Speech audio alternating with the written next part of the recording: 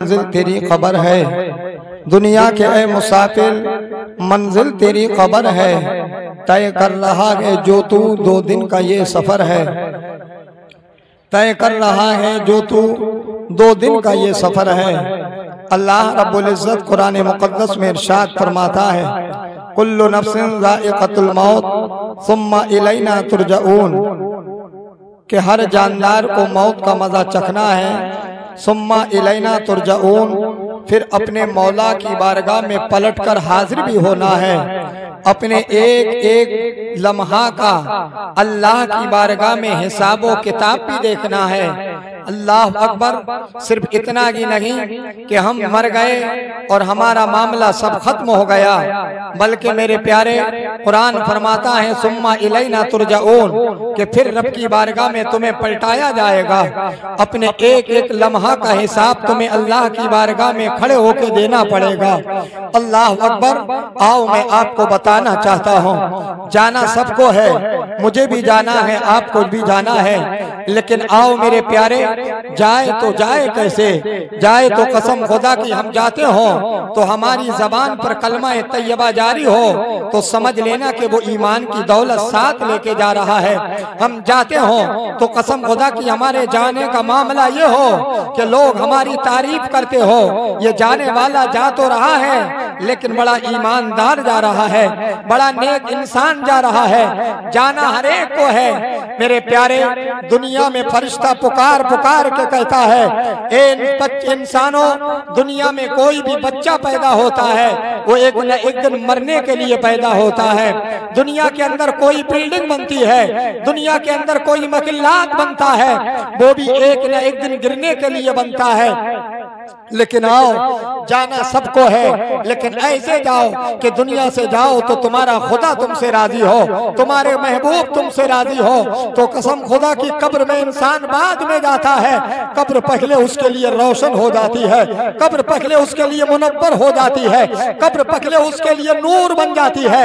ऐसे जाओ मेरे प्यारे कि कब्र में तुम्हें लोग रखते हो तो तुम्हारी कब्र तुम्हारे इस्तकबाल के लिए कुशादा होती नजर आए। और यही वजह के मेरे प्यारे, जब एक इंसान मुत्तकी जाता है, एक इंसान नमाज पढ़ने वाला जाता है, एक इंसान रोजा रखने वाला जाता है, एक इंसान माँ का फरमाबरदार जाता है, तो कब्र कहती है आ, मैं तेरे इस्तकबाल के लिए कुशादा हो चुकी हो, मैं तेरे लिए कुशादा बन चुकी हो। आओ मैं आपको बताना चाहता हूँ, इसीलिए तो मेरे प्यारे दुनिया की हर कौम मौत से डरती है, लेकिन मुसलमान मौत से नहीं डरता है। मुसलमान मौत से कभी घबराता नहीं है। आप अंदाजा तो लगाइए, दुनिया की हर कौम मौत से भागती है, मौत से डरती है, लेकिन मुसलमान मौत से क्यों नहीं डरता है? इसलिए मेरे प्यारे, मुसलमान मौत से इसलिए नहीं डरता है, वो जानता है कि दुनिया मेरे लिए कैद खाना है, ये दुनिया मेरे लिए आरजी है, आरजी का मकान है। हकीकत में उसका मकान तो आखिरत का मकान है, हकीकत में उसका घर तो आखिरत का घर है। और मैं आपको बताना चाहता हूँ, हजरत बिलाल रज़ी अल्लाह ताला अन्हो ये सरकार के चहीते गुलाम हैं जो मस्जिद नबी में अजान दिया करते थे। जब आपका आखिरी वक्त आता है, आप दुनिया से जाने वाले हैं, तो आपकी बीबी बराबर में बैठकर रोने लगी, आए अफसोस मेरा शौहर दुनिया से जा रहा है, आए अफसोस मेरा शौहर जाएगा, मैं बेवा हो जाऊंगी। एक तरफ बच्चे रो रहे हैं, हजरत बिलाल अपने बिस्तर से उठकर बैठ जाते हैं, कहते कि बीबी रो क्यों रही हो, क्या मेरे जाने पर तुम अफसोस करती हो? अल्लाह अकबर। हजरत बिलाल खड़े होके कहते हैं, बे बीबी सुनो सुनो, मैं जा रहा हूँ, तुम्हें रोना आ रहा है, मैं दुनिया से जा रहा हूँ, मुझे खुशी हो रही है, जो कि दुनिया मेरे लिए कैद खाना है, हकीकत में मेरा घर आखिरत का घर है। हजरत बिलाल कहते हैं, ए मेरी बीबी सुनो सुनो, मैं इसलिए खुश हो रहा हूँ, जब मैं कब्र में जाऊंगा तो कब्र में मेरे मुस्तफा का दीदार हो जाएगा और मेरी कब्र नूर से मुनव्वर हो जाएगी, और मेरा आखिरी घर वही है। अल्लाह ने आखिरी घर उसके आखिरत का घर फरमाया है। ये कौन कह रहे हैं? हजरत बिलाल कह रहे हैं, ए मेरी बीबी तुझे रोना आ रहा है, मुझे खुशी हो रही है कि किस दिन अल्लाह के महबूब सल्लल्लाहु अलैहि वसल्लम का दीदार मेरी कब्र में हो जाए, मेरी मेराज हो जाए। इसलिए मैं आपसे कहना चाहता हूँ, मेरी मिल्लत के नौजवानों, मुसलमान मौत से हरगिज नहीं डरता है। और डरता वो है जो दुनिया में गलत काम करता है, जो दुनिया में बुरे काम करता है, वो मौत से हर वक्त डरता है। लेकिन कसम खुदा की जो दुनिया में अच्छे काम करता है वो सोचता है ये दुनिया तो मुसीबत का घर है, ये दुनिया तो मेरे लिए बला है, ये दुनिया तो मेरे लिए कैद खाना है। हकीकत में जन्नत की एक नेमत अगर एक पल्ले में रखी जाए और पूरी दुनिया की नेमत एक पल्ले में रखी जाए तो जन्नत के मुकाबले में एक नेमत के हो नहीं सकती है। लेकिन आओ, इसलिए मोमिन नहीं डरता है। कौन कहता है मोमिन मर गया? कौन कहता है मोमिन मर गया? अरे कैद से छूटा वो अपने घर गया, कैद से छूटा वो अपने घर गया। और कौन कहता है कब्र में अंधेरा होगा? कौन कहता है कब्र में अंधेरा होगा? अरे मुस्तफा सामने होंगे तो सवेरा होगा, मुस्तफा सामने होंगे तो कसम खुदा की सवेरा होगा। नबी का गुलाम जब कब्र में जाता है, माँ साथ छोड़ देती है, बाप साथ छोड़ देता है, भाई साथ छोड़ देता है। लेकिन याद रखो, जिसका तूने कलमा पढ़ा है, जिसका कलमा पढ़ के तू मुसलमान हुआ है, जहाँ सारे साथ छोड़ देते हैं वहाँ कब्र में मेरे मुस्तफा जलवा फरोज होते हैं। आपने दीवाने को मुस्तफा अपना दीदार करा के उसकी सारी घबराहट को दूर कर दिया करते हैं। अल्लाह अकबर मेरे प्यारे, इसीलिए मोमिन मौत से कभी डरता नहीं है, मौत से कभी घबराता नहीं है। उसका अकीदा है, उसका ईमान है कि जहाँ सारे साथ छोड़ते हैं वहाँ मुस्तफा जाने रहमत काम आ जाते हैं, वहाँ मुस्तफा जाने रहमत तशरीफ ले आते हैं। लेकिन याद रखो, मैं आपसे कहना चाहता हूँ, अगर मेरी मिल्लत के नौजवानों, आपका अजीज दुनिया से चला गया, आपका भाई चला गया, आपकी माँ चली गई, आपकी बहन चली गई, तो मेरे प्यारे सच्ची मोहब्बत तो ये है, एक भाई अपनी बहन को दफन करने के बाद अगर सच्चा भाई है, मोहब्बत करता है, तो मेरे प्यारे वो जल्दी भागने में नहीं करेगा, बल्कि अपनी बहन के सरहाने खड़े होके कुरान की तिलावत करता हुआ नजर आएगा, कलमा पढ़ता नजर आएगा, दुरूदो सलाम पढ़ता नजर आएगा। मेरे आका फरमाते हैं कि जब इंसान अपने अजीज के सरहाने खड़ा होता है, अजीज के सरहाने खड़े होके जब कुरान की तिलावत करता है तो उसके अजीज का दिल बहिल जाता है और वो सवालों जवाब देने में उसे घबराहट नहीं होती है, बल्कि उसे चैन मिल जाता है। लेकिन आज कितना ऐसा हाल होते हैं, इधर बाप का जनाजा रखा, अभी तक के नहीं दिए थे कि बेटा पुकार के कहता है मेहमानों खाना खा के चलना, मेहमानों चारपाई ले चलो, ये तख्ता और ये चारपाई ये खाना। मैं पूछना चाहता हूँ, जिस बाप ने पूरी जिंदगी अपनी कुर्बान कर दी तेरे महल बनाने में, तेरे लिए मील बनाने में, आज तू इतनी जल्दी भूल गया? तुझे मेहमान के खाने की फिक्र पहले हो गई, तुझे चारपाई की फिक्र पहले हो गई। एक बाप तूने अभी मिट्टी में दाबा है, अभी तख्तों के नीचे मिट्टी दे के फारिग नहीं हुआ था, तुझे मेहमानों के खाने की फिक्र पहले हो गई। पूछना चाहता हूँ, यही मोहब्बत है बेटे की, यही हक है बाप का? होना तो ये चाहिए था, तुझे चारपाई की फिक्र बाद में होती।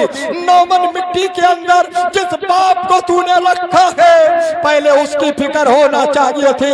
आंखें नम होती, हाथ उठा के दुआ करता, मेरे परवरदिगार, मेरे मौला, मेरा बाप दुनिया से तशरीफ ले आया है, अगर मेरा बाप खताकार है, तू तो बड़ा रहमान और रहीम है, तू तो बड़ा अजीम बरकत वाला है, शान वाला है।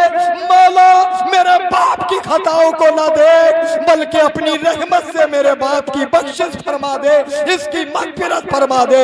एक बच्चा अगर दिल की गहराई से दुआ करता, तनवीर रज़ा का अकीदा है, इधर बच्चा दुआ करता, उधर रहमत खुदाई उसकी कब्र पे बरसती और उसकी कब्र में रहमत और नूर की बारिश होती। लेकिन आज ऐसा नहीं होता। हम तो यहाँ तक देखते हैं, एक एक बच्चा पहले भागने की कोशिश करता है। क्या बाप ने पूरी जिंदगी इसीलिए कुर्बान की थी? क्या बाप ने पूरी जिंदगी तेरे लिए दाव पे लगा के न बरसात देखी, न धूप देखा, न रात देखी, न दिन देखा, पूरी जिंदगी अपनी औलाद के आराम के लिए इकट्ठा करके चला गया। आज तू इतना भी ना कर सका, अपने बाप के सराहने खड़े होके कुरान की तिलावत करके अपने बाप की रूह को सुकून दे सकता था, अपनी माँ को चैन दे सकता था, अपनी बहन को एक आराम दे सकता था। मैं कहता हूँ मेरे प्यारे, अगर भाइयों को अपनी बहन से सच्ची मोहब्बत है तो तनवीर रजा का ये पैगाम अपने दिल की तख्ती पर एक भाई लिख कर ले जाए। अगर सच्ची मोहब्बत है तो मेरे प्यारे फजर की नमाज पढ़ लेना, और नमाज पढ़ के अगर कुरान भी याद ना हो तो अपने बहन की कब्र पे जाके खड़े होके मुस्तफा जाने रहमत पे दुरूद और सलाम पढ़ देना।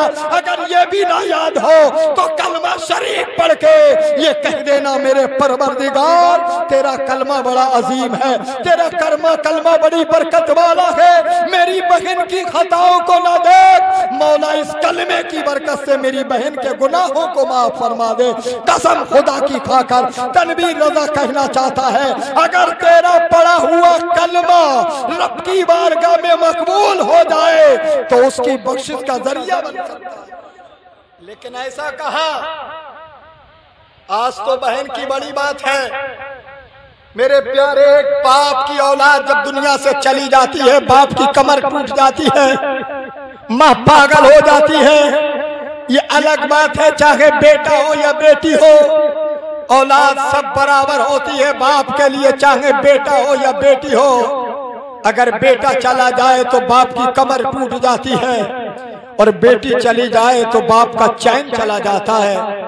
हमने देखा है मेरे प्यारे, जितना दर्द टटोलने वाली एक बेटी होती है, अपने बाप के सर पे हाथ और पांव दाबने वाली अगर कोई होती है तो इस दुनिया में बेटी हुआ करती है।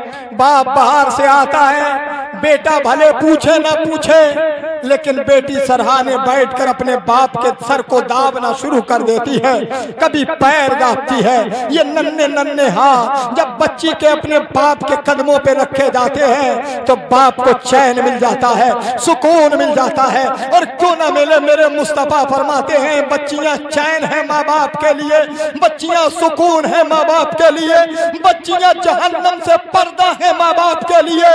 कसम खुदा की, मुस्तफा ने इन बच्चियों का मकाम कितना बुलंद रखा है।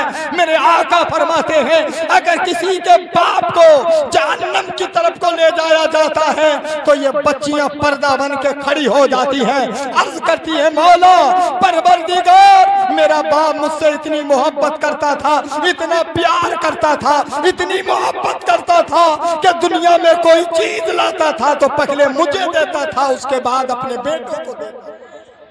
और यही वजह है ये बच्चियां पर्दा हैं जहन्नम से, ये बच्चियां रहमत है खुदा की।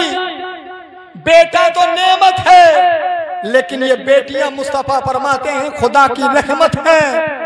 और रहमत मेरे प्यारे कभी खत्म नहीं होती है। जिस घर में एक बेटी हो तो खुदा का एक रहमत का चश्मा उस घर में बहाता है, और जिस घर में दो बेटियां हो तो दो रहमत के चश्मे बहा करते हैं, तीन बेटियां हो तो तीन रहमत के चश्मे बहा करते हैं। बात मैं ये नहीं कहना चाहता, आज मेरा टॉपिक बेटी के ऊपर नहीं है, बताना ये चाहता हो मेरे प्यारे, एक बाप बेटा जाता है तो बाप की कमर टूट जाती है, बाप आंखों से कमजोर हो जाता है, कमर टूट जाती है। लेकिन एक बेटी जबान जाती है तो बाप का दिल का चैन चला जाता है, सुकून चला जाता है, माँ पागल हो जाती है। और क्यों ना हो मेरे प्यारे, जिस जिगर के टुकड़े को बड़े प्यार से पाला था, बड़े अरमानों से परवान चढ़ाया था, आज उसी बेटी का जनाजा अगर घर से उठता हो तो उसको न पागल हो, क्यों ना मेरे प्यारे बेताब हो। लेकिन आज मैं कहना चाहता हूँ ये बेटियां चैन है, ये बेटियां सुकून है, ये मेरा मुस्तफा ने फरमाया। लेकिन आज इन बेटियों को इतना जहमत बना दिया गया, इन बेटियों को आज इतनी नफरत से देखा जा रहा है। कि जिसका अगर 3 बेटियां हो तो बाप को नींद नहीं आती।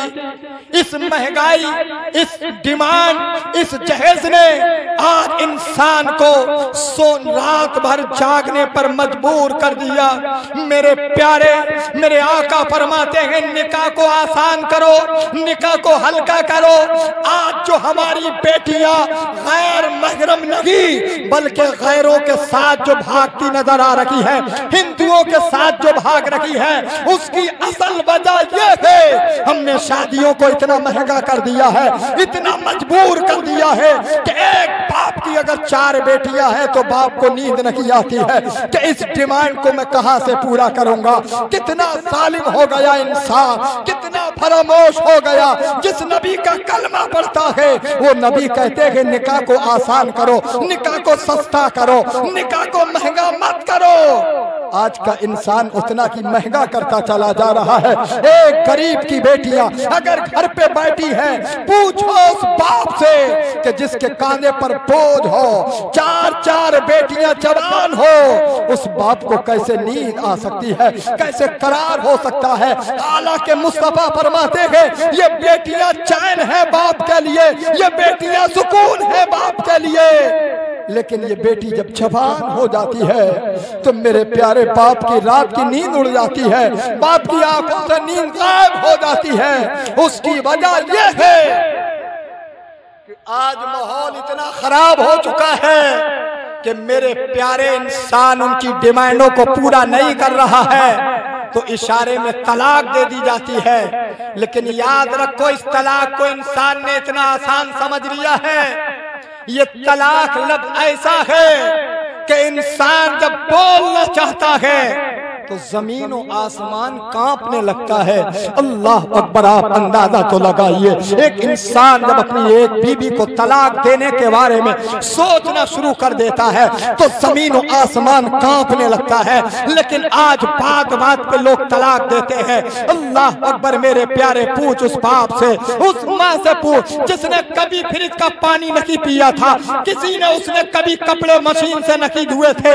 लेकिन जब बेटी जवान हुई तो एक दामाद के फरमाइश पर फ्रिज भी दिया है, एक दामाद की फरमाइश पर उसने एसी भी दी है। जिस बाप ने कभी पंखे की हवा ना खाई हो लेकिन एक बेटी को उसने एसी भी दे रहा है, मजबूरी के तहत दे रहा है ताकि मेरी बेटी को कोई दिक्कत ना हो, कोई ताना ना दे, कोई सताए नहीं। अल्लाह अकबर, ये बेटी है।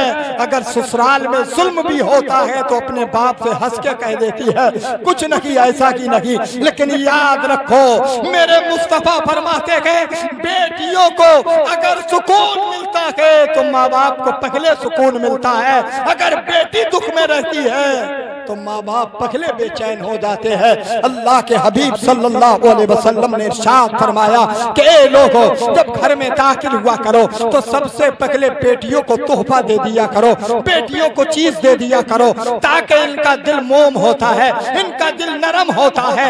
इसलिए मुस्तफा फरमाते हैं औरत को अल्लाह ने 3 रूप अता फरमाए हैं और तीनों रूप ये निराले हैं। बच्ची हो तो खुदा की रहमत, घर वालों के लिए रहमत, अगर बीबी बन जाए तो शोहर के लिए रहमत, अगर यही औरत जब माँ बन जाती है तो अपने बच्चों के लिए रहमत बन जाती है। अल्लाह इसके कदमों में जन्नत को समेट कर रख देता है। मुस्तफा फरमाते हैं जो माँ की खिदमत करता है अल्लाह उसे जन्नत अता फरमाता। अल्लाह ने इस औरत को 3 रूप अता फरमाए और तीनों रूप अनमोल है। बच्ची हो तो रहमत,